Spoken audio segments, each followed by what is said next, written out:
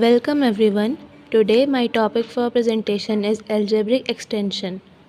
To understand algebraic extension, we first need to understand these two topics, that is irreducible element and prime element. First, what is irreducible element? A non-zero element A of an integral domain R with unity is called an irreducible element if first condition, A is not a unit.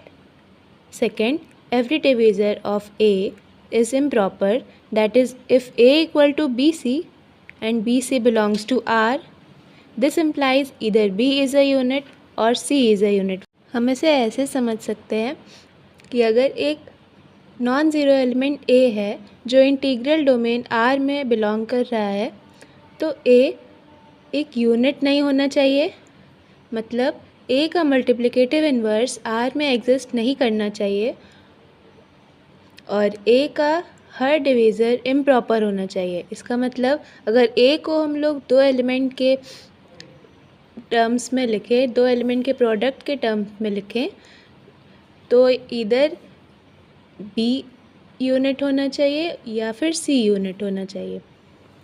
Next हम आते हैं prime element. A non-zero element P of an integral domain R with unity is called a prime element if first condition P is non-unit.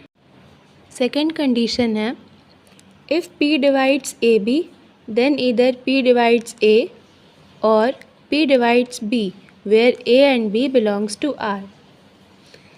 इसका मतलब हुआ a non-zero element अगर हम ले P जो इंटीग्रल डोमेन R में belong कर रहा है, वो उसको हम प्राइम एलिमेंट तब कहेंगे अगर P नॉन यूनिट है, मतलब सेम वैसे ही जैसे उसका मल्टीप्लिकेटिव इन्वर्स एग्जिस्ट नहीं करना चाहिए, हमने इरेड्यूसिबल एलिमेंट की डेफिनेशन में देखा था। सेम कंडीशन यहाँ भी है। और अगली कंडीशन है कि अगर P डिवाइड्स ए बी, तब या तो P A को कम्प्लीटली डिवाइड कर रहा है या फिर P B को कम्प्लीटली डिवाइड कर रहा है। नोट यहाँ पर है कि every prime element is an irreducible element but not conversely, मतलब हर प्राइम एलिमेंट जो होगा वो इरेड्यूसिबल एलिमेंट तो होगा पर इसका कन्वर्स ट्रू नहीं है। इसका मतलब हर इरेड्यूसिबल एलिमेंट प्राइम नहीं होगा। अब हम आते हैं अलजेब्रिक एक्सटेंशन की डेफिनेशन पर। Let K be an extension of F.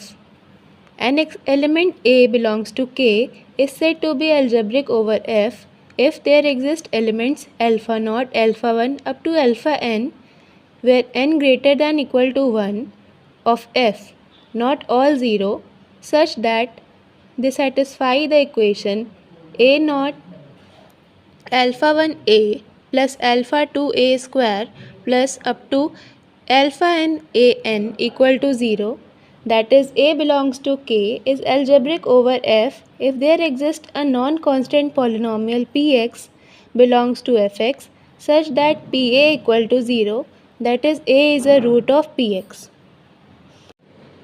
इसे हम ऐसे समझ सकते हैं कि अगर हमारे पास K है, F का एक्सटेंशन, मतलब K एक फील्ड है और F उसकी सब फील्ड है, तो अगर हम एक एलिमेंट K में से ले लें, लेट्स से A, तो A को F पर अलजेब्रिक तब कहा जाएगा अगर वहाँ एग्जिस्ट कर रहे हैं ऐसे elements alpha naught, alpha 1 up to alpha n, जहाँ पर n greater than equal to 1 है और उसमें से सारे ज़ीरो नहीं होने चाहिए, कुछ ज़ीरो हो सकते हैं बट सारे नहीं होने चाहिए।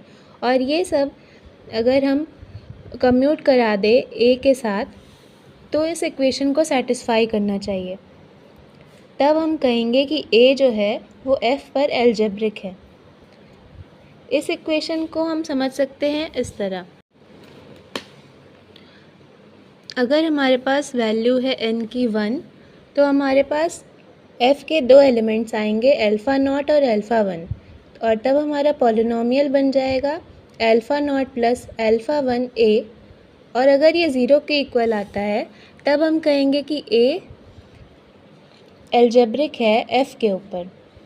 अगर यहाँ पर n इक्वल टू 2 लें तो हमारे पास तीन एलिमेंट आ जाएंगे F के, अल्फ़ा नॉट, अल्फ़ा 1, अल्फ़ा 2, और तब हमारा पॉलिनोमियल बन जाएगा alpha naught plus alpha 1a plus alpha 2a square equal to 0 अगर होता है तब हम कहेंगे कि a f के ऊपर अलजेब्रिक है। सिमिलरली n इक्वल टू 3 के लिए ये कंडीशन होगी और n इक्वल टू n के लिए ये कंडीशन होगी। यहाँ पर एक नोट है कि अगर u is algebraic over f then हम कह सकते हैं कि F U equal to F you.